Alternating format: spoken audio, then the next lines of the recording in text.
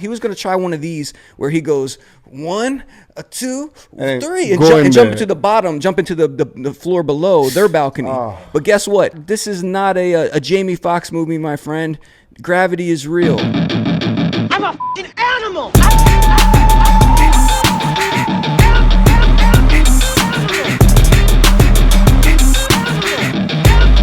I'm a f***ing animal. Wow.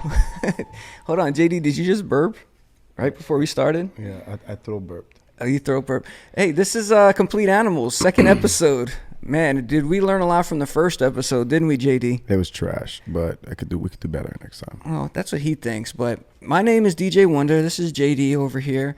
Complete Animals. If you didn't listen to the first episode, I implore you, go check it out. YouTube.com/DJ Wonder or any podcast service provider. You just type in DJ Wonder or Complete Animals and you will find us. So you can see how trash it was, right, JD?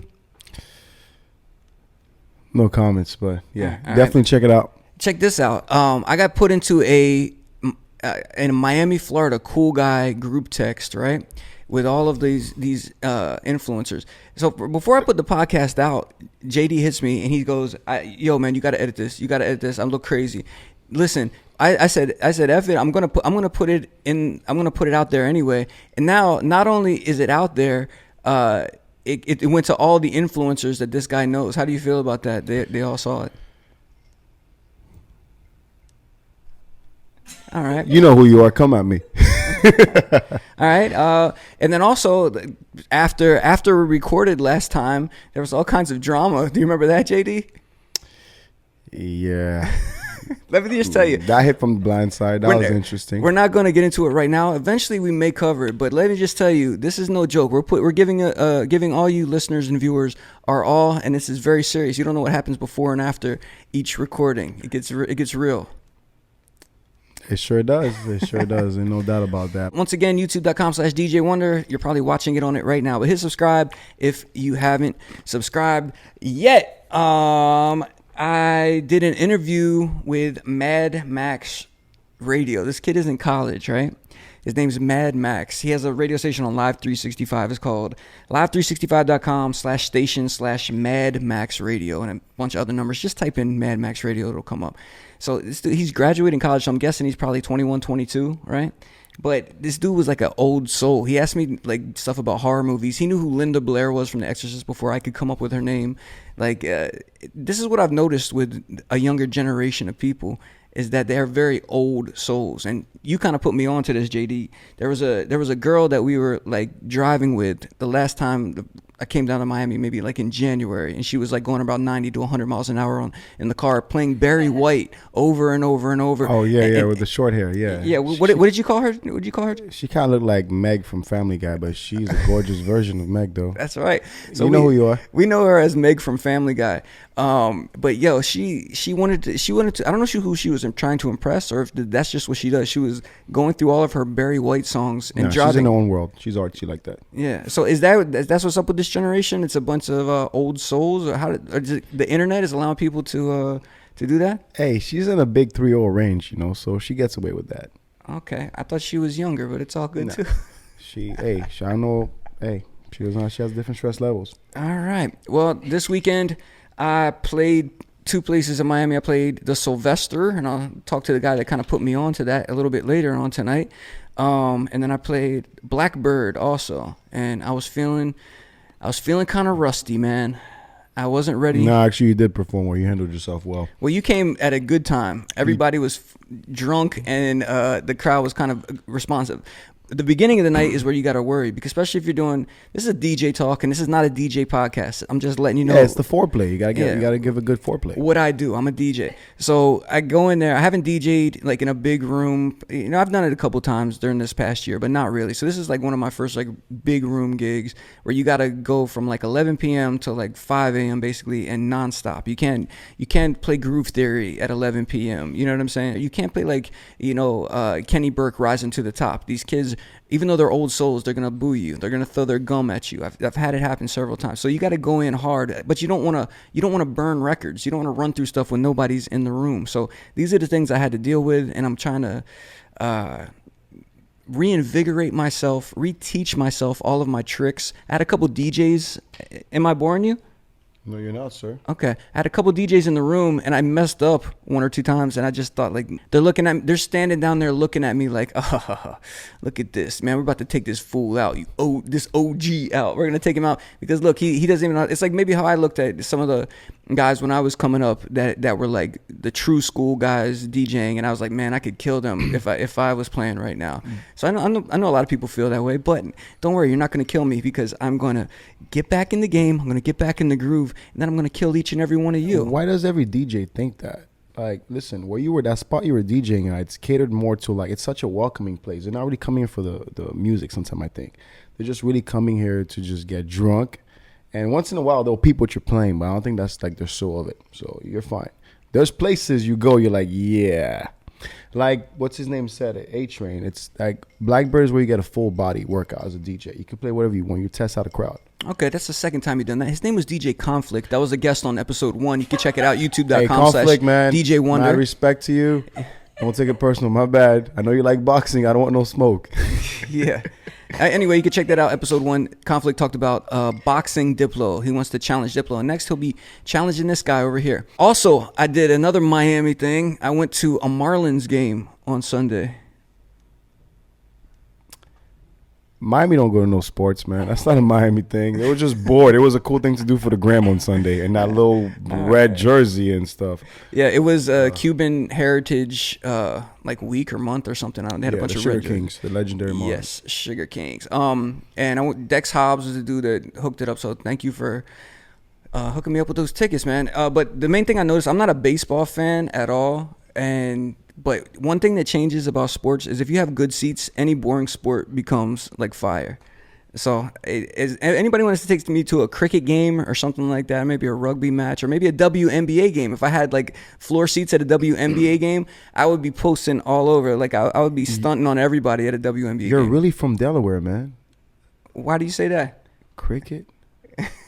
Lacrosse? I was trying to think of sports that aren't that popular, but I guess you didn't get that one, man. Yeah, dude. But listen, seats make the action. So thanks once again, Dex Hobbs. And the Marlins destroyed the New York Mets. I didn't know which team to root for, but whatever, man. It was fun. Also, I was thinking about the baseball players. Yo, baseball players are the most like normal looking, out of shape dudes. I mean, they're massive. A lot of them are really diesel and tall, but they're the most out of shape athletes. How do you feel about that, JD? Not all of them. Yes, the typical prototype baseball player is about like 6'2", 6'4". Some of them are 5'11". Depends on the position, but yes, some of them are out of shape. More like pitchers are out of shape. They just care about their arm strength, so it's different. I was thinking like first baseman, but it's all good. But one thing I did think about is that women love baseball players because it's guaranteed money. Yeah, a lot of them would be like, oh, I like their tight pants. Well, you should love a football player too then. All right. Up next, one thing that I did see, Mother's Day had passed a few weeks ago, and I'm kind of upset at I'm kind of embarrassed and upset for some of the guys that it's the first time they have to post any females in their life, and you get to see what's that ride or die chick look like. I feel bad sometimes. I used to feel bad for kids that would come to school and have like off-brand shoes. Like they'd have like the Voids, I think they were called. The Voids. The whole Payless shoe source collection. Yeah, anything from Payless. Like I would cry for children. I don't usually feel empathy. I feel like I'm a sociopath, but I felt empathy for any child that had to wear like bootleg shoes, like Ruse with the little stash pocket on the side of them. And it upset me. And that's what I kind of felt like. It's really exposing some of these guys when you have to post their baby mamas and you see these are the type of women you are actually dealing with, not what you portray to the world. This how I look at it. It's normalized that she could be just your baby mother. Okay, it's okay. Just be in a kid's life. You still support her too, yes. The child support is supporting her as well. And that's how you go about your business. What you do, you get your shit together, you get a good paying job, whatever business it is. And that's how you do it. That's just how I look at it. Yeah, but you have a scarlet letter known as that baby mama's face you're always going to have to show to the public. That's fine. Hey, you got to do it for the kids too, but you don't need to be forcibly be with that person. That's just how I look at it. All right, check this out. Do you personally No. What people should do. This is why I look at it, Eric. We live in this generation. This is what I want to talk about. We live in a generation. We've seen a lot of mistakes people have done, 80s, 90s. So let's change the way we do things. We should learn that. You don't get someone pregnant if you don't have your set financially. I'm not telling you you're making 6 figures to get someone knocked up. No, what comes with it. And before you go get this person knocked up, do you want this person in your life as a mother, as your child? This person is a cycle. Please, you learn these things. That's how I look at it. You think this generation is going to be the generation to change that? The people have been saying that for hundreds of years, but it just happens. That things just happen, and you just go with the flow. You don't Listen, think I'm honest. I don't got time to waste with nobody. Listen, you're my baby mother. Let me know what I'm paying. Well, I'm still gonna spend quality time, but I'm gonna do me. Now, if I want to work it to that level, let's do it together. Let's harmonize. If not, it's not. I know a lot of dads that are happy they got their baby mother. Of course, I'm gonna show you off on Mother's Day. It's not because it's Mother's Day. I appreciate you. You're raising my seed. You know, I'm sure you're there for me too. All right. Here's the real question. Controversial. Here's the real question. I'm not sugarcoating shit. Okay. I love it when you just tell people that I'm a controversial, rather than just stating the controversial opinion. You got to let them know. Hit them double time with that controversy. All right. Check this out. This is the real question. I want to know, can you gain an edge on a business rival or someone who's in your career, or somebody you don't even like, if you know that girls you date are better looking than girls that they date? Do you feel like you have an edge on them? What do you mean by that? Like you walk in a room and you bring a girl in with you, and then they walk in a room and you see the kind of girls that they get with, and you kind of like, I guess I'm doing a little better than you, aren't I, man? You ever feel that way? Depends on the stage I'm in my life. You know, as you get older. How about right now, man? Right now, I always get misunderstood for that. Oh, this guy wants to act like he's all that. He walks in the room with this. No, I just know what the fuck I like. I have great taste. I'm not saying I have great taste. I don't want to sound arrogant. It's just like I have a specific type I want to mess with. And Okay, I respect that. why did dudes if they have a yacht or there's something like that, they want to go out for the weekend, they ask girls to send pictures of how you look to make sure the vibe is right? Why do people have why they're doormen at exclusive nightclubs? Why is that? Okay, it's called a club, right? Not everybody could be in. So that's why I would tell everyone, if you get rejected somewhere high end, it's a club for a reason. The reason I asked that, don't you feel the same way when you're vetting your date, the person that you're not saying your baby mama, which we just talked about, or somebody that you're going to be with the rest of your life that makes you happy, the person that maybe you want to go be seen with that weekend, you don't vet them the same way that a doorman does? Meaning, like, if I'll tell her if she's slacking? Or you won't go out with her all if you don't think you're going to look good that night. Hell yeah. I'm always, if a girl goes out with me, she knows what's up. She'll probably send me my pictures. What should I wear? She'll send me like 3 different options, stuff like that. Yeah, they're comfortable with me like that. They know what's up. I know places to go, some chicks, some places not to go. And every man should have that common sense, period. All right, last thing. We're going to talk about MC Kevin. You know who MC Kevin is? Out of Brazil. You know who that is? Yeah, that's an interesting case, man. This is how I look. I don't know the story. You know, people are full of crap. Yeah. But listen, if you're a rapper, if I'm a rapper and I'm married to you, come on, man. You should know I'm gonna have a threesome with some chicks. I don't want to hear the fact that this guy just chose to throw himself off the building, man. The way I'm looking at this chick, yes, the girls were probably hotter than her. I don't know, maybe she financially supported him in the beginning, maybe. Well, hold on. Let's actually look at the story so people know what we're talking about. MC Kevin, this is from The Sun. It's like semi-reputable source here. Sun Sentinel. MC Kevin's hotel room, I don't want to talk about all that, but he basically, Brazilian MC Kevin, he has a real hotel room that was littered with all kinds of paraphernalia because he had just messed around with the prostituta and model Bianca Dominguez, 26. It was during a booze-filled evening with her and another dude. They had a threesome, but supposedly it was at different times. It wasn't all at the same time. It was, I think, one dude went and another dude went. But guess what? MC Kevin's wife was going. Oh, hold on. There's the prostituta. Her name is Bianca Dominguez. Ooh. They offered her $376 to have sex with him, and a male friend of his. What? Yeah, I don't know if it was all like together, but I think it was 2 separate things. But anyway, the whole point is that they're out there wilding out, drinking, going crazy, paying $376 Probably a little. That's chunk. a little cheap. That's a little affordable. She probably had some disease. I don't know. What is the dollar value It don't in matter. Brazil? Well, yeah, you're right. That's in Brazil. It might be more, man. I don't know. Anyway, so this is her. This is the guy. This is the girl he traded it all for, basically, right here. And I'm trying to find a picture of his wife, who was a good looking woman as well, and she had it all together. They had just got married. Look, this is them being happy, right she here. Like she was supporting him financially in the beginning, so he's Yeah. not loyal to her. I feel it. Yeah. Do you know about that, JD? No, that's the vibe I'm getting. Like, I cannot get that vibe. You know what I'm saying? Yeah. I mean, yeah, he's the tattooed bad boy that she always wanted. Of course. Oh, but then look, she's still by his side here in the from the cradle to the grave, baby, in the coffin. She's right here. That's sick, bro. Bro, come on, man. Oh, okay, that's what she was. Yo, so the prostitute was 26, the wife was 33, he's 23, and she's a criminal lawyer.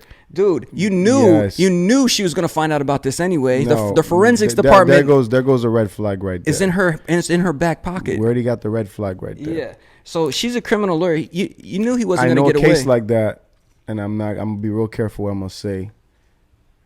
Women like her, so to her, her biggest pride is like she got a good looking dude, no homo.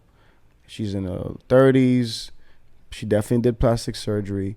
She's not a speed, so buddy's young. He's not in an age of like, I don't think his communication skill, like most men, like we're afraid to tell women like it is. In a case like that, I just think it's, you could have just kept it real with her because you're an artist. You're gonna be around that, and I'm sure a lot of rappers are out there who date some chicks. I'm sure their wife knows what's up. It is what it is. That's just what comes with it. So hold on, I think this is I think this guy, folks. If you check out YouTube.com/DJ Wonder. If you listen to the audio version, you can see kind of the visuals of what we're looking at. But we're looking at what the pal who was part of the threesome looks like over here too. Is this him with the Louis bag across his chest here, dressed in all Louis Vuitton? Like he's scamming, like he's living They it up look in like Cancun. They definitely look like scammers for sure. He just jumped out with like the 30th floor. Okay, he didn't jump out. He was gonna pull a maneuver from probably a late 90s like booty call movie or something like that, where you're like, oh man, my lady's coming to get me, I gotta go out the balcony. So he went to the balcony to hang off. He was gonna try one of these where he goes 1, 2, 3 and jump into the bottom, jump into the floor below their balcony. But guess what, he didn't quite make it. Splatted all over the ground, man. This is not a Jamie Foxx movie, my friend. Gravity is real, and that's what happened to MC Kevin. Yeah, from now on, fellas, if you go out to go do some dirt, you go in a house. You do it in a house, okay? Not an apartment. So you can escape smoothly. Or at least you know your surroundings, and maybe you've practiced. Maybe you have an American Gladiator style, a Ninja Warrior style. And in his case, people are gonna be like, "Oh, you're full of shit." I would just bite the bullet, bro. I'm like, "Yep, that's what happened." And what sucks about it, it was not a threesome with chicks. There was a dude involved. I see why. It's awkward. It's like, yo, my whole boy, no, we're just all. I get it. That's why. I mean, that sucks for you, man, but. Nah, I would just bite the bullet. I was just like, listen, you're older than me. I'm young. Come on, man. 23 is a whoring ass age. I tell that to women and men. You're at your prime, man. You're supposed to be doing shit like that. All right, so if you're a dude and you have a sugar mama, that sugar mama should know that you're going to be messing around with other women closer to your age. She should know that. Did you ever have a sugar mama before? Oh, no, never. I'm Haitian. I don't believe a woman taking care of me. So no. Yep. Nope. All right. Let's introduce our guest, JD. That was great. Ladies and gentlemen, well, first off, I might as well show our main guest tonight, baby, the one and only DJ Kaz. What's up, Kaz? What up? What's good? Out here. AKA the Miami staple, the man right there. Look at him. Look at the shirt and look at the hat. He's ready. Rapping. You see it? All right. Come on. Also, hey, look at this girl. This is my friend Jen. She somehow this girl just shows up randomly at my apartment every so often in Miami. I don't know how it happens, but I let her stay sometimes, and then she tells me, Cash, celebrity gossip all the time, and I feel like it might be useful for my everyday life. So I'm like, hey, you know what? since you're just hanging around Miami every so often, why don't you come on and actually tell other people some of these items that you know about and no other people know about? So Jen, are you ready to do that? Hanging around. Okay. What's the first piece of dirt? I want to hear the first piece of dirt. But yeah, of course I'm fine with it. All right. So let's get into it, man. Listen, JD and I, we don't know anything except for male on female threesome news stories. So maybe, Jen, you can tell us what else is going on. Hit us. Okay. Well, this one, I already told you, Eric, last night. I know you're going to edit that out.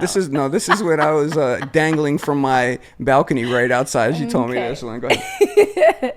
So, this is like basically about like industry plants, and it basically says that Lorde, Dua Lipa, Rihanna, they've been groomed since they were like much younger by managers and like industry people, instead of this like sob story, you know, that Rihanna has told of like, oh, I was poor and like got discovered by JD at some hotel.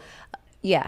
Yeah, So pimping, JD or Jay-Z? Jermaine Dupri? Or oh my God, I was looking at JD and thinking Jay-Z. Kaz, you know about industry plants. You've heard this before. Of course. I mean, I think this comes with the territory, but I mean, I don't know, where people like you and me are so in, like we're so deep in that it's just normal to us. All right. The biggest takeaway that I took from the story was that you mentioned a Dua Lipa. Dua Lipa. I like Dua Lipa. She's man, really that British accent. Ooh.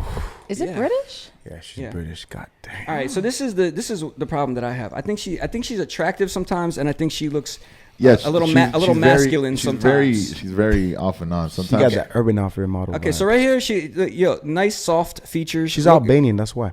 Looking good, but then you hit the side of the face with a little blush the wrong way, and things go a little sideways, man. Like, Hey, See what I deal with. Hey, man, listen. I thought I was that savage, bro. Hey, look Man. up Dua Lipa's dad. Yeah. Okay. So So very manly. Listen, Albanian. thank you, Kaz, because I'm gonna show her one more time. Just check it out. Check out just type in Dua Lipa pics, and you can kind of see what we're talking about here. You know, we're not judging anybody. Just taking a look. All right. So what I was gonna talk about is women that I can automatically tell what their father looks like by looking at them, and it's not a bad thing, because sometimes those masculine features kind of help. Like I love like thick eyebrows, you know what I mean, stuff like that. I like a little mustache. No, I'm joking, but I do. You could see like a chiseled face. Sometimes the face structure the father will lend to his daughter, but then when you could see the dad's face. Imagine, giving a nice kiss to a young lady, and you're envisioning dada. So, I thought about this with like Brooke Hogan and Hulk Hogan, stuff like that. I can relate. Yeah, but Brooke Hogan is also like, what? She's probably like 5'10", Yeah. Like, that's a stout woman. Like she wears like grown. I mean, I don't know, like tailored clothes. I don't know, but she's big. Like you. It's not like. If you see her, you don't know who her fucking dad is. Like, it's like, she's Hulk Hogan's freaking daughter, I just think this should be illegal. Women are 6'1", 6 feet. Like, what the hell, bro? That's illegal. But then that's gonna sound like a sexist. I don't mean it like that. It's just, you're taller than me. What the? I mean, there's girls that like to be taller. The girls that like to be the controlling. Look at me with my little. I almost said a politically incorrect or non-PC term. Look at me with my little person. Like.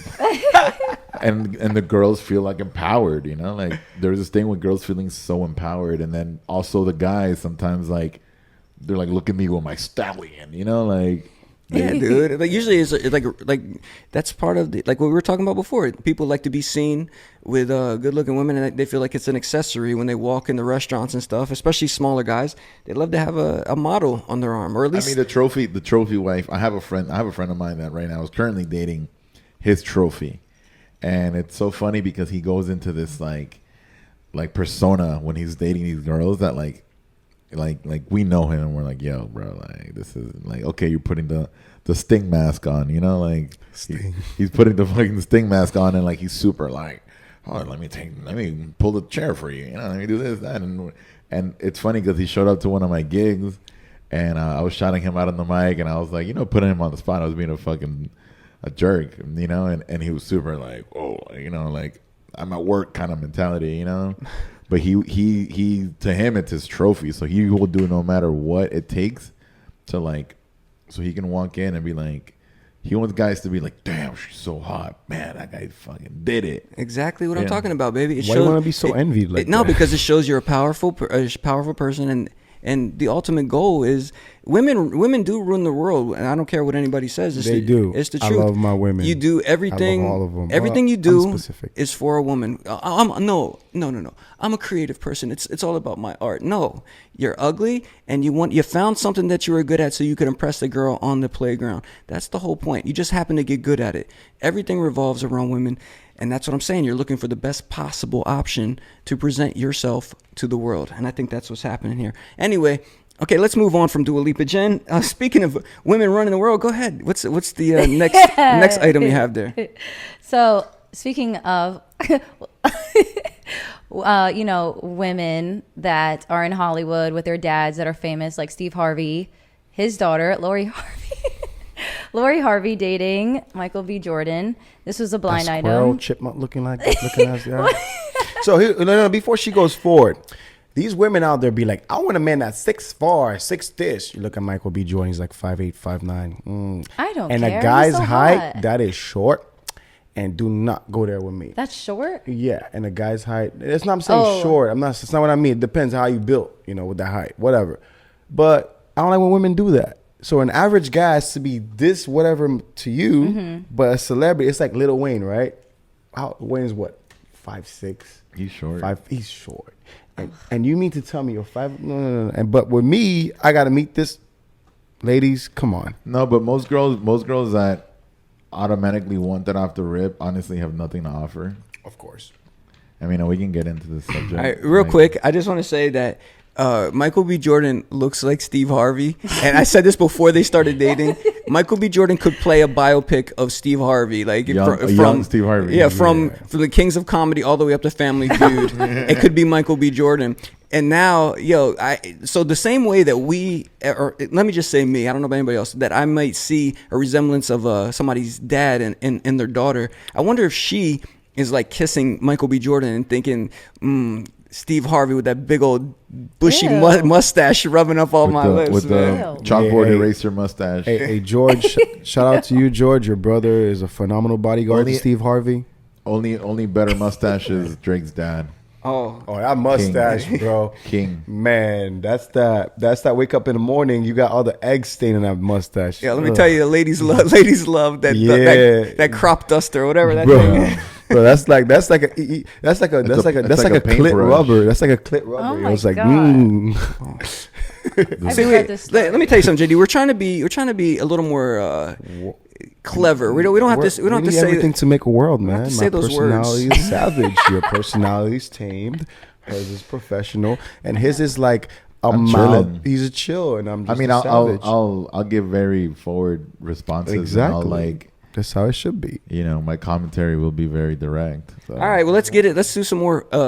Let's do one more story and get your forward response there, DJ Kaz, and then we'll really introduce you and get to know about you. Go I ahead. never did the story. I just said their names. Oh, well, what was the actual story? My bad. Go ahead. So the blind says, Hold on, real quick. Let's talk about Steve Harvey's mustache again.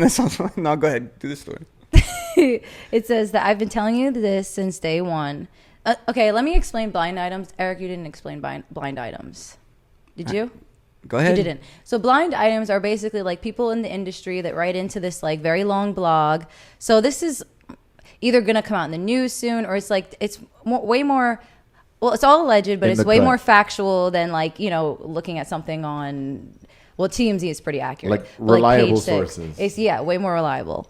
So somebody said, I've been telling you since day one of the relationship between Michael B. Jordan and Lori Harvey that he was seeing other people, and he continues to be.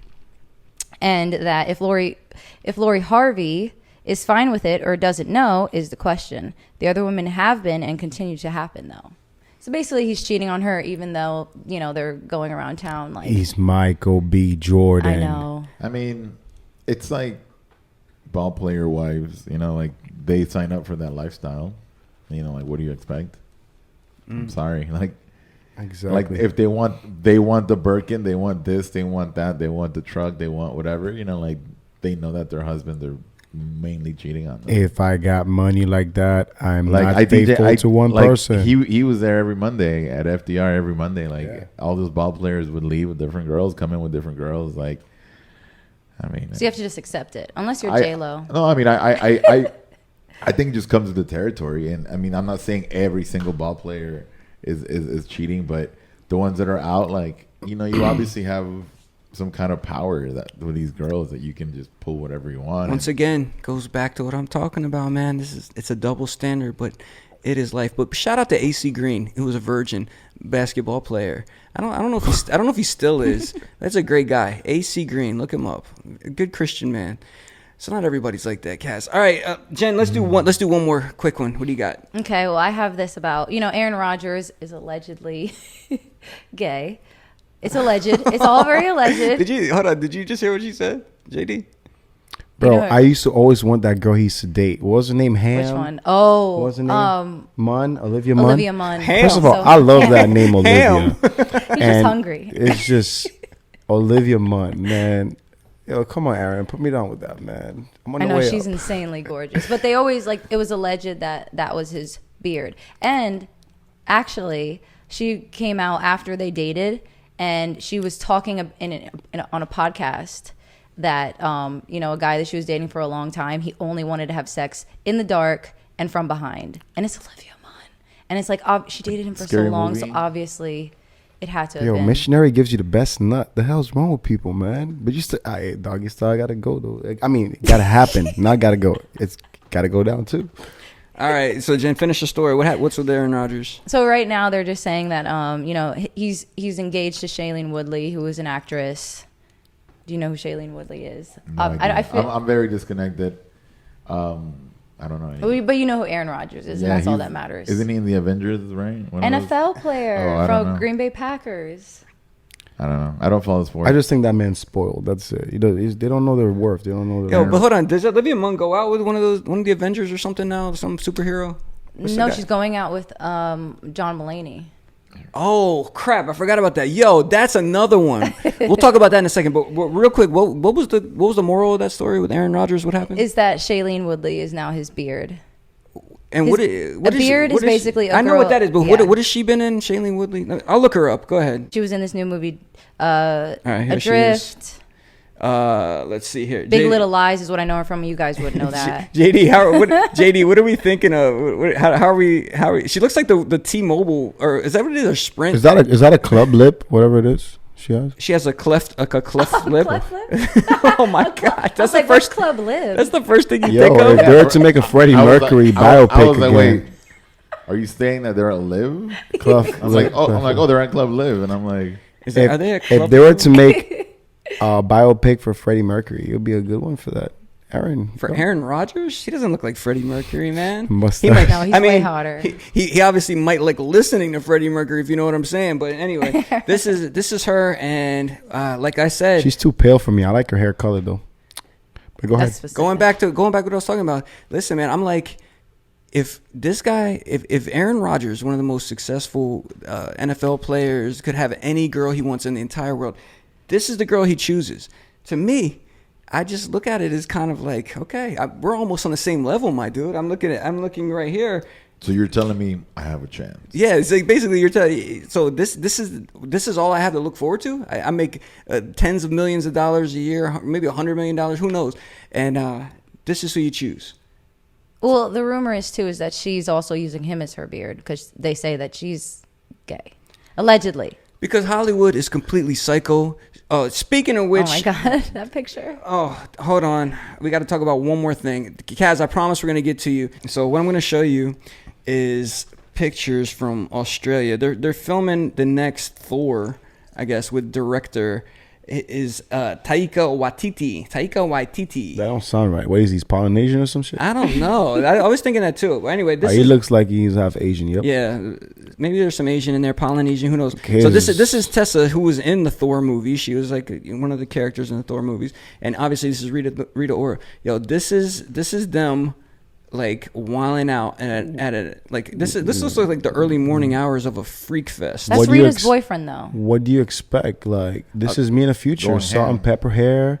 I'm successful. I'm a producer. I'm hanging out with them. Of course, might go down like that. Okay, so Taika, or I don't even He know how has to a say it. bitch name. I'm sorry for my language. He has a Jeez. girl name like Taika Waititi. Okay. Sound Anyway, like yeah, honestly, every time I heard like Taika Waititi, I think it's like a woman writing like sounds like a model, like a Sun Tropic calendar model, like from No, I think French I think Polynesia. I think it's like a black empowerment author, somebody to Hawaiian. uplift African American people. Yo, he That's looks like The Rock there a little bit. Like they could be related in that picture. Damn, The Rock, get your peoples, man. All right. So anyway, so Rita Ora is going out with Taika, and then Tessa is in the movie that he directed. So Okay. she joined in. And so it looks like they're having a party, and then bong. Look at this right here. Look at this. The first off, is that look all the way to the right, folks, on the screen. Is this Rita Ora and Tessa just having a conversation, or are their noses touching? Are they hitting them with a little Eskimo kiss, maybe right there? I don't know.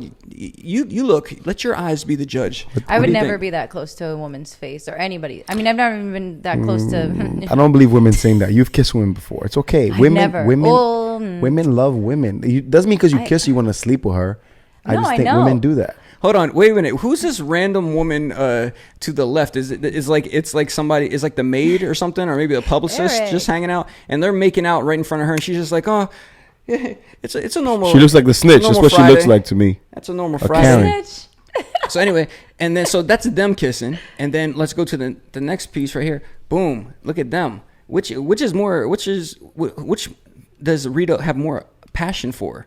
Taika or Tessa? Right here. Which one is it? So anyway, the whole point of showing that is that Hollywood, anyone in Hollywood, they're complete freaks. Don't ever in your life tell me how to live my life or lecture me at the next award show. We know what's really going on. We know who you worship. We know what you had to do to get where you want to go. And we're talking about these industry plants. We know who planted something inside of you several years ago before you popped off. So don't ever lecture me at another award show again. That's what I get out of seeing those pictures. Anybody else? Anybody get something else from those pics? It's a threesome. My guy's just getting That's yeeks. all I get. My guy's getting yeeks. I'm not mad. Oh, he's enjoying it, man, with the baby face with the salt and pepper hair. I'm right next to him. Why not?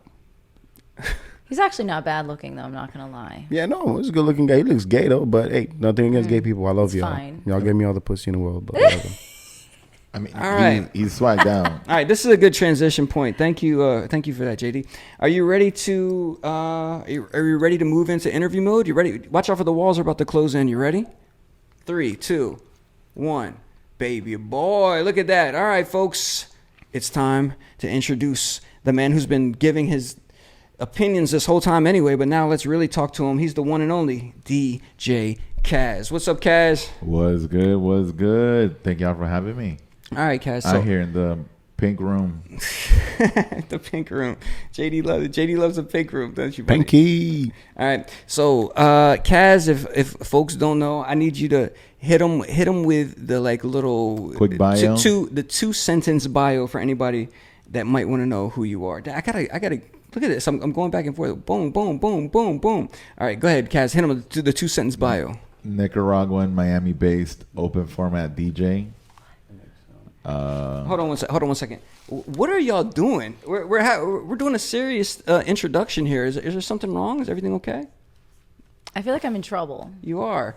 Anyway, Kaz, I'm sorry about that. No, all good. All So, good. so We sorry. good. We So sorry chilling. about that. Please, Nicaraguan and Miami-based DJ. Yes. Continue. Nicaraguan, Miami-based open format DJ, collector of weird stuff and random things. I guess I don't know. Random. We have a very similar common interest in random pop culture, random music. Very, very open format DJ. I think that's it. All right. So where did you actually grow up? Were you born in Nicaragua? I or were was you born here. I was born in Miami-Dade. I was born at Jackson Memorial.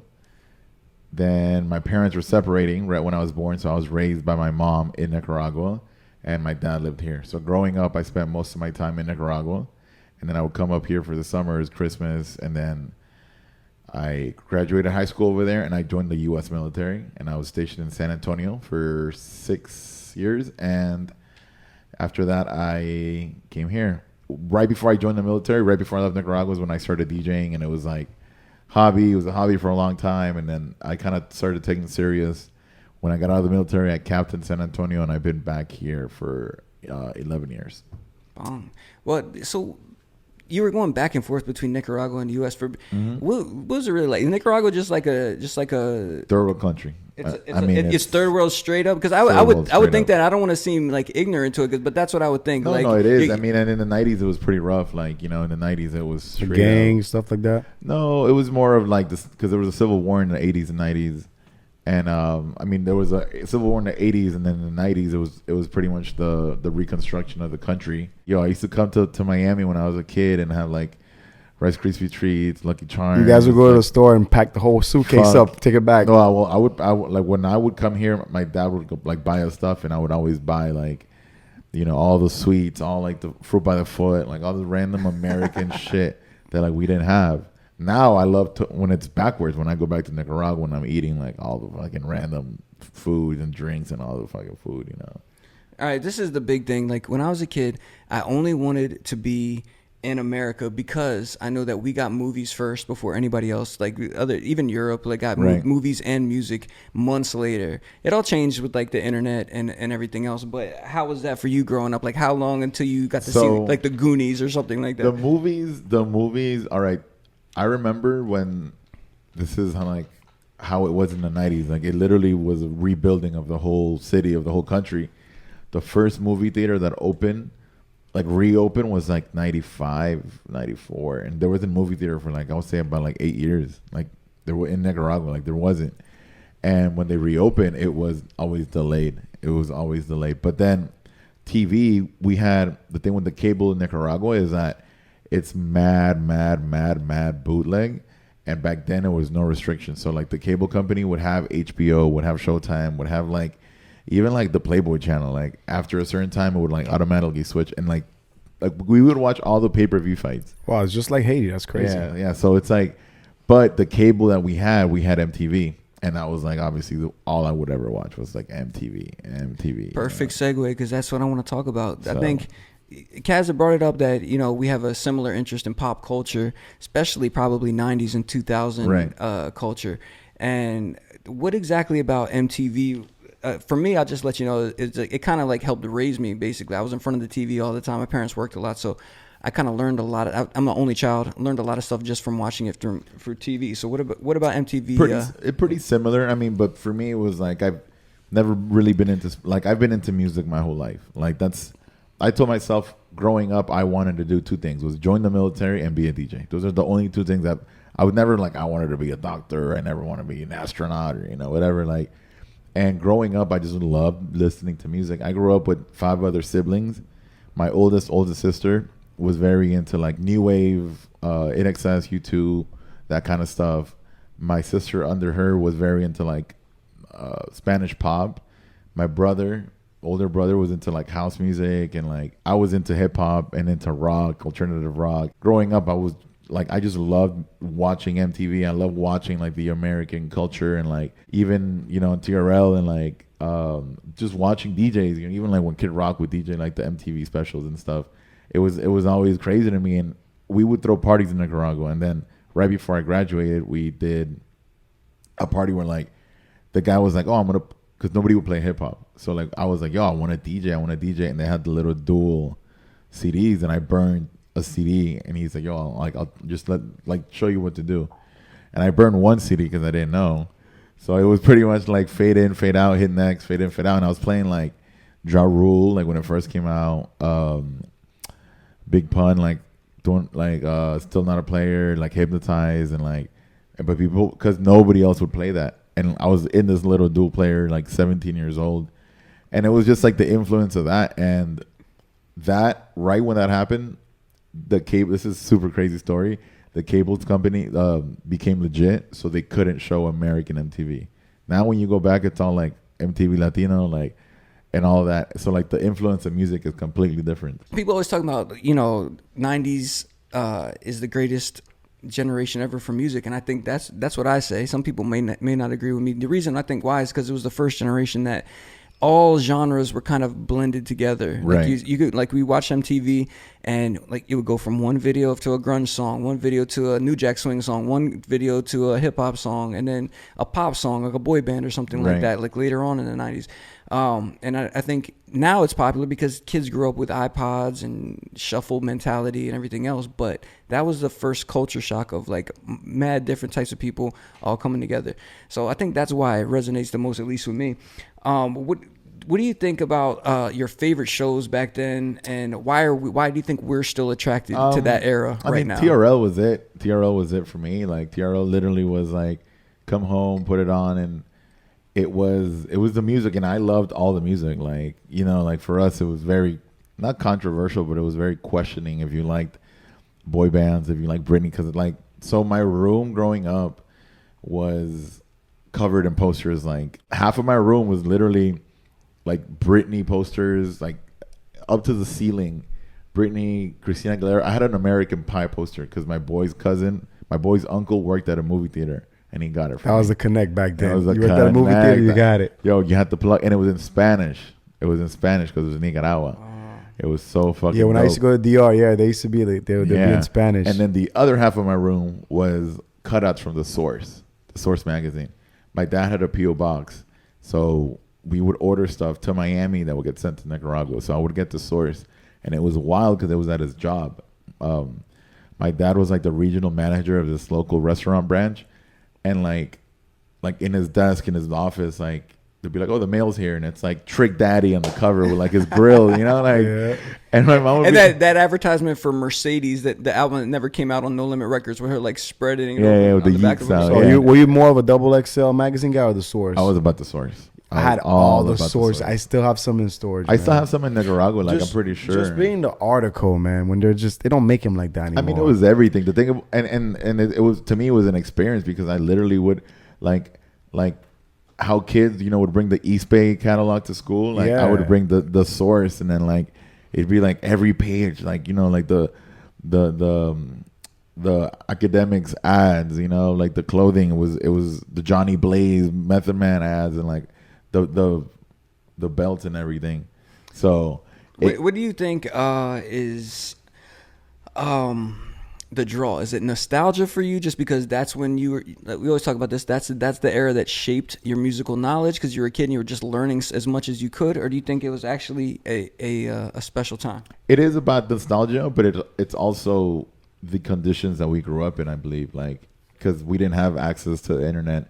Like, if we would download a song on Napster, it would be like 3 hours to hear 30 seconds of Papa Exactly. Roach, you know, like. It's like the 90s. Remember back then, my stepbrother put me onto hip hop. So when they go to New York in the summer, they'll on the VHS, they'll video record the music videos. Yeah. I remember the first music video I watched was the Lauryn Hill Nas one. What's that famous song they got? Yeah, man. If I Ruled the World? Yeah, and that Yeah. famous Tupac hit him up video with the white background, and You know we used to what's have crazy? watch parties. We'll put it on VHS. Now you got YouTube. To You know do what's that. crazy? It's the same thing. I mean, you know, we've been agreeing with a lot of the stuff, the similarities with Haiti and Nicaragua. You know, third world countries. We in the 80s when we were going through the Civil War, my sister and whoever would travel to Miami would come back with those 8-hour tapes of just MTV. Like they would just hit record at 2 p.m. and, you know, it would record till 8 o'clock. So my mom told me when I was growing up that like that was my babysitter, because they would come back and put Tina Turner videos, like Madonna videos, like they would just sit that on the TV, and I'd be in, you know, on my in the crib, like watching it and whatever. I mean, and I've always loved 80s music. To me, it's like one of my favorite genres. So she told me like it's because of that, because we would you know, we just have it running because they didn't have cable. We didn't have you know, anything, no local channels really. So they would just play those 8-hour videos. All right. Let's run through a couple things. Just give me the first answer. Can there ever be an exclusive level of an MTV celebrity again like it was? I mean, there's influencers. That's the same equivalent, I would say. Kind of like a Jake Paul. So you would rather be a TikTok star now than an artist that has a song that comes and goes like that? I mean, it's the equivalent, I think. It's the 2021 version, you know. You can't have the nostalgia of thinking that the exact same thing is going to happen again. So it's just an Instagram TikToker is the equivalent, I think. All right. So, who is the baddest MTV VJ of all time? It could be a guy too. Which one do you think? Matt Pinfield. Matt Pinfield is What the VJ stand Matt for? Pinfield is your Jet Beauty of the week. Well, it's just, I mean, it was just, I don't know. He was like the cool older guy. Yeah. I don't know. I was actually thinking about who you thought was the most attractive, but let me tell you, Matt Pinfield is the reason I do a segment on radio called Stump Wonder, because on TRL there was a segment called Stump Matt. I remember, and so I kind of utilized that segment or remixed. He was just like the knowledgeable one. I think, Yeah, dude, I love Matt Pinfield. But for somebody you might have been attracted to on MTV, who's your favorite? You know what? I'm gonna say, like, I had this weird Kennedy crush growing up. Like, 'cause she was like such a dork. I always had that coffee shop. Like, we didn't have that in Nicaragua. That was like so American. Like, the like kind of sus. Not sure if she's like a lesbian or she's gonna like take you out. She like, I don't know. She was just like too cool. Like Daria vibes. Like, I thought Daria was like super hot. Yeah, JD knows a girl that like looks like Daria, I think. Who's Daria again? Never mind. All right. Daria is the one with the mean face, right? Yeah, the cartoon. Yeah, that's what they used to call my ex-girlfriend. Yeah, Daria. Alex, if you're seeing this, yep, that's what me and Michael used to call you, Daria. You stiff face, but yeah. All right. Who is the baddest? And this is a little bit like later on, maybe maybe the late 90s, early 2000s. Who's the baddest video vixen of all time? Melissa Ford. Hold on. What? She couldn't afford an Honda Accord. I mean, I never really cared. I remember watching, you remember those like hip hop honeys videos? Yeah, like game records? Yeah, like I remember those, but I watched those. I don't know. I'm such a dork that I never really cared about the girls in the videos like that. Yeah, you were too busy worried about Matt Pinfield. I was too busy worried about like who produced the song and like what song can this, Exactly. what's the sample in this and like who produced this and like, I don't know. I'm like such a huge music nerd that I sometimes get distracted. All right. Well, when you're out playing, folks, if you're listening to DJ Kaz plays all around the country, all around the world, but especially if you're in Miami, you come check him out. He'll incorporate a lot of like some of these TRL bangers. You might hear some Moneybag Yo back to back with some Christina Aguilera or something like that, possibly some Britney back to back with Young Dolph. How do people in Miami or wherever respond to it, and how do you work it in so they kind of it's not an abrupt change? It's very tedious. I mean, I make a lot of edits, so like what I do for you non-DJs, I'll grab the song and I'll grab the best part out of the song and make a short version of it. So it's just about taking a lot of risk and knowing how to get out, because I think you can literally play whatever you want if you know how to get out and you have like the right edit of it, For non-DJs that we're talking about right now, if you ever want to dabble in this and you just decide to throw on something that you think is hot and then it doesn't go over very well, you just have a record called Be Faithful by Crooklyn Clan, Fat Man Scoop, and Little Faith Evans. You throw that on right after any bad record and it'll get the party going. Or Party Up. Yeah, Party Up, DMX, Be Faithful, Poison, Belle Biv DeVoe, It Takes Two, Rob Bass. Any of these songs you throw on at any given time of the night. What? JD, can you not do that, please, man? My bad. I had the DMX song stuck in my head. Okay. I need coffee. There's tired, a few like I'll load a thumb drive like with the emergencies, and some of those always work no matter what. And people's mindset, people's attention span is so low that they don't even care. Yeah. Speaking of which, attention span is pretty low. I need coffee. And right here too. They're over here looking at their phones, having their own conversation. Don't worry, Kaz. We appreciate it. No, we're cool. And so. Now, if you're able to program a night at a nightclub or even a club in general that utilizes your musical taste, what would the perfect night be like for you?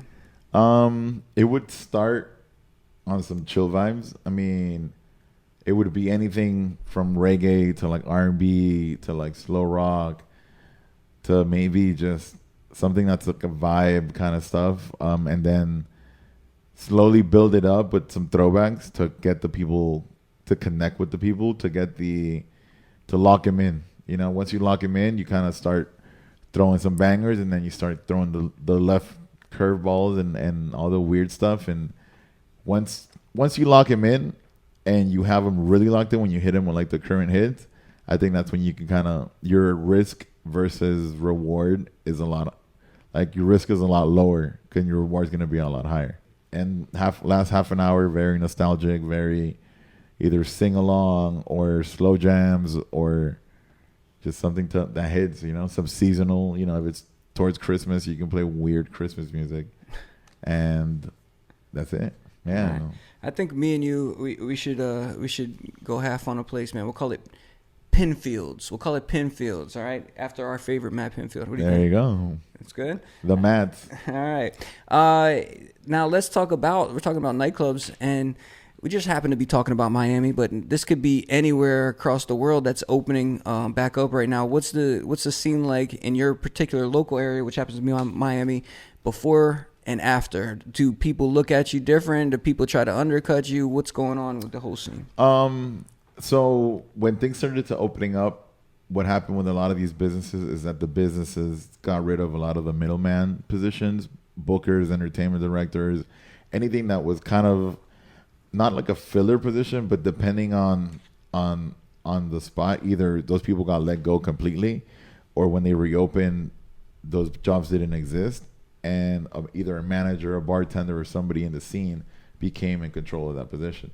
So when things started opening up, I got reached out personally by either DJs, managers, bartenders, people that are in the biz, and they were like, "Hey, look, we're gonna open up here. We're gonna do this. We're gonna do that." And I told them, "Look, I'm interested. Like, I'll work with you. You guys have put money in my pocket for a long time, but just know that when times come up, it's back to normal." So I did that with a few people, and it's all about the relationship that you have prior. Is there any place that you wanted to play that you haven't been able to play in the past, or a certain party that you wanted to play that you weren't able to, that now you think you might have the clout that you could get on some of those lineups?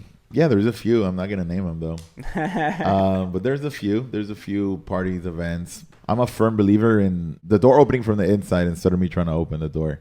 I've just been building my name, building my brand, connecting with DJs, and I think a lot of those opportunities will eventually come.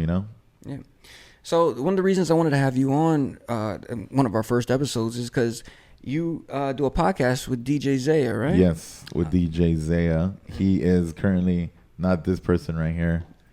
That's not DJ Zaya. But yeah, we have a podcast called MI Radio. It started as two working Miami DJs and seeing Miami through the eyes of a working DJ. We didn't really want it to be a DJ-based podcast because then you end up talking about the same thing over and over and over. Mm-hmm. So we started to just kind of broaden the whole Miami, the view of Miami through everything. We started to get other people that were involved in the nightlife, people that have been in the nightlife, or people that are visiting Miami and what's their take on Miami or what's their experience in Miami, and just kind of inform people. A lot of our listeners are people that grew up with us and, are not in the clubs anymore. So having a certain guest brings them back that nostalgia, and it's still connection because it all resonates and it all circles back to just Miami. All right, the people that are maybe listening and want to start their own podcast, what is the biggest challenge that you guys have come across, and how have you overcome them? I mean, it's the main things is being consistent and then having the content. That's it. Like, if you're consistent and you have content, you can just keep going and keep building, because a lot of people hit a wall. Like I said, if it's a DJ-based podcast, you're going to talk how much about opening, Mm-hmm. Like, now there's some content of, places are opening up. How would you DJ again? We do touch on those things, but like, we always try to keep it very broad to where we're not pigeonholed into just one thing. Be consistent with the content, with the branding, and invest your time, and know that it's not going to be easy, and it's every week or every month or whatever, you have to like put something out. Do you need a guest every time, or can it just be your opinions? No, I mean, we have every 2-3 episodes we'll have a guest, but then like right now we're going to record this week and it's just going to be us, and it's normally a good list of topics, and we catch up and everything. So example, like if you want to do a Memorial Day weekend wrap up, there's a lot of content to talk about that depending on what you're doing. And so as long as you have the content and you have the topics, instead of just dwelling like, okay, this is the new music and this, no, like, you have to get to the point. Right. Speaking of Memorial Day weekend wrap-ups, make sure you all wrap it up for Memorial Day weekend. JD, do you have? You're a new fledgling podcast host. Do you have any questions for like a seasoned vet over here? Not really. I've known JD for a while. I mean, Yeah. we can ask. We can talk about that. Yeah, I've known him for a while, like since his Wood days. Yeah, Yeah, Wood. he's always been and FDR, welcoming to and me. FDR, too. FDR. Yeah. Will be when Jules got a rise, all that stuff. Him and Iron Lion. Yeah. Good times. Tell everybody how they can listen or watch MIA Radio. You can find me at DJ Ka5, DJ KA number 5 on Instagram. That's my main platform. I'm on Twitter at DJ_Ka5. And then I repost everything. I repost all my podcast stuff. I have also a show on globalization, Sirius XM. And I have a show on Power 96, Miami's local station. Yep. And I am constantly working, moving. I'm also the DJ City rep, so I'm also doing events with them. And just on Instagram is my main platform, and I post everything on there. So All just right. Do you, does the MIA podcast have any beef with any other MIA based That's so podcast? controversial, man. Oh no, I thought you were gonna say something else. No, we don't have any beef with anybody. I'm just talking about they got any beef with any other podcast in general? No. No, nothing. Nothing? There's no beef with nobody. All right. Well, as long as you just keep doing the best content that you can possibly put out, that's all that matters, right? Yeah, I mean it's having and not just putting out whatever. Have an intention behind what you put up, and it make sure you stay true to your brand and what you want people to know you for. Like know what you want to do. Right. You always bring it back. In comedy, they call it I forget what do they call it again? Callback. There you go. Thanks. I A know. callback. When you set up a joke and then maybe about 4 or 5 jokes later you bring it back, and that's what we're doing on this podcast. We have intention because I heard you just came from the Dominican Republic, and the world revolves around women, and there's a lot of women in the Dominican Republic, isn't that right? Oh yeah, DR is amazing. So how was that experience going down there? What'd you go for? I went for a bachelor party. Oh, And you got some of them ask you for some papers. Let me take me back. No, home. they get the hard eyes. They see the green, and then they're like, oh my god.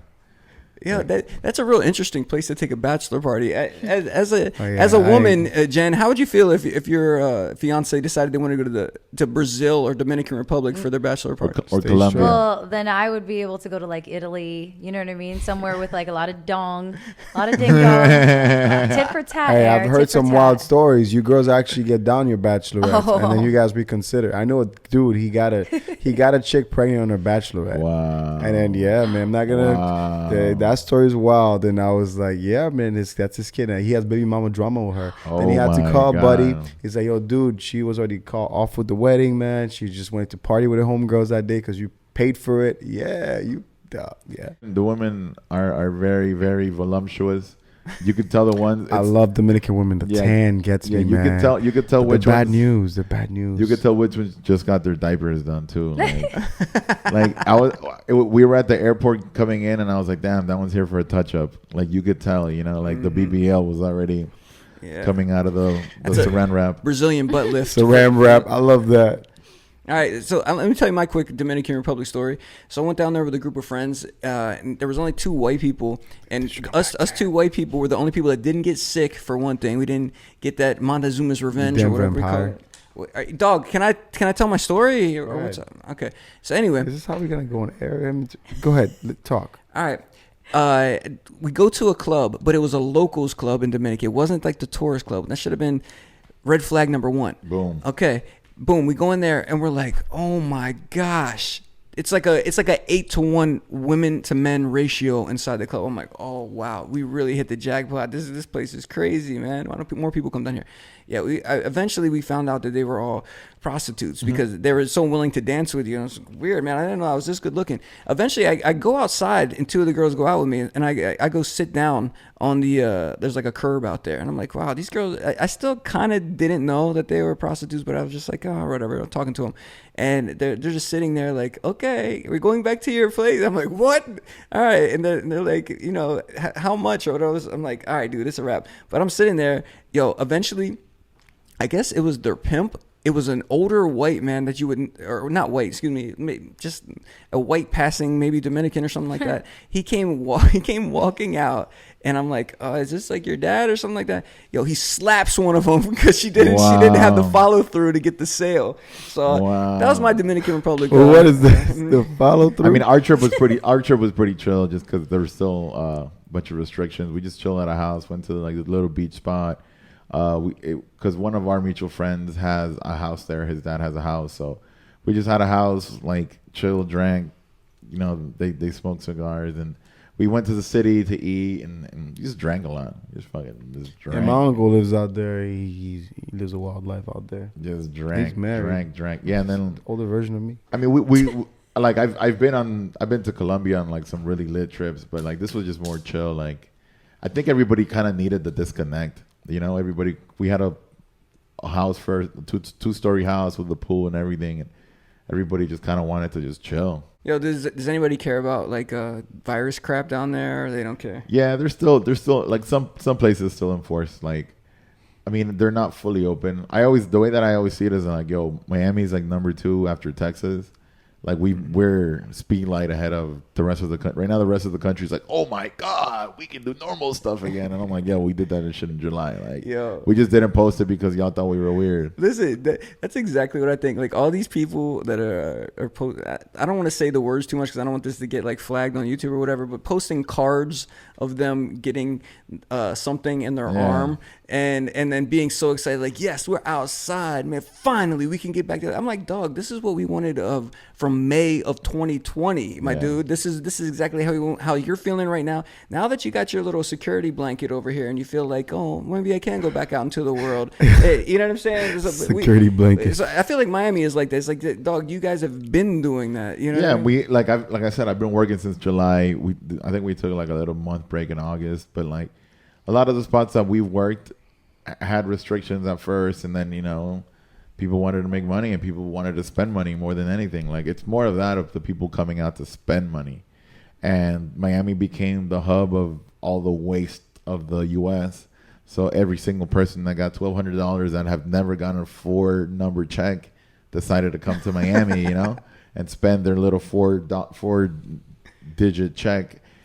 Like and we had to kind of cater to them, but we've been busy here. Like we've been doing everything, and like there was illegal raves for the longest, like 1,000, 1,500. I'm not gonna lie, it was the best. Yeah, the raves were wild. Like during the curfew, the raves were fucking wild. I didn't mind that 12 o'clock thing because I feel like places got filled up quick. It was a better time. Yeah, but the logic behind it is so stupid. It was stupid, yeah. Because they're like, yo, till 12 o'clock. And then 12 o'clock, you open the floodgates, and then the Uber were surging even higher. Everybody's on the street at the same time. So, like, what's the whole purpose of this, Exactly. I think the searches went up after New Year's Eve weekend. That was it. Dude, the surges have been insane. Every New York, get the hell out of the city. Go back to your wonderful city. Right. 2022. We don't have the work ethic for you guys. We love you guys. Go back. Anyway, that's one of the reasons why I came down to Miami. So I guess I'm one of those creeps that invaded your city. Nah, but we talked. You have your stuff, and I don't see you as one of the people that I always talk about, the Floridians. Like I got hit up for a private event for this New York guy, and like he was recommended from a New York DJ, forwarded me the info, did this little private event, was talking to the guy, and he was like kind of lowballing me, and he said something like, oh, I don't know Miami rates, and I was about to be like, welcome home, motherfucker, and like, because it's not the New York shit up here, All right, but nobody else is allowed to come down. Just anybody watching right now, it's a wrap. Anyway, doors closed. Your city's opening up soon anyway. Who cares? Have fun. I know people that already moved back. Oh yeah, I know. With some New Yorkers that already moved back. Well, I guess we're in it for the long run, aren't we, JD? Well, I'm here. I'm a Miami bred, so it's my city. So right. I don't know about you, but you need to get used to it, man. Get the tan. You need to get the tan. Yeah, show the first off thing. The skin a little bit. I used to wear all black in 2016. What's up with this, man? You don't miss a beat with that. I guess that's something I need to shed, but I'm never gonna give up all black. Anyway, listen, man. I wanna thank DJ Ka5 for coming through, and also thank you for having me. Jen, thank you for just wandering over here from behind the curtain over there. I appreciate you coming on the show. So one more time, where can everybody reach you? You can find me on Instagram at DJ Ka5. I do have a site, djka5.com. It's a landing site. which links all my socials. If you're like 80 years old and you do Facebook, If you have a what is it, Cricket wireless or no, Jitterbug wireless with the big numbers. If you have that's the in your four number phone, yeah. And then I mean, my Mixcloud is on there, SoundCloud, Patreon. I have a Patreon. DJs, all my edits, all the stuff that we're talking about are up for sale on my Patreon. Just $5 or $10 memberships. But yeah, just hit me up. I answer all my DMs. DJs looking for advice, help, whatever. Hit me up. I do Zoom 101s too. So All right. everything. Jen, where can they find you? Just Jen D _ Just Jen D Yes. _ on Instagram, right? Yeah. All right. JD, still don't have social media? Yeah, I'm actually going to go off social media Wednesday. Okay, cool. What? And then the last thing I want to ask you, Kaz, is any enemies that you want to spite right now? Anybody? Anything you need to get off your chest? Nothing. Nothing. I got love for everybody in the DJ community. Okay, that's great, man. Good to hear. That's another episode of Complete Animals. Once again, JD did a great job. I don't think so, but okay. I need my coffee next time. All right, see ya.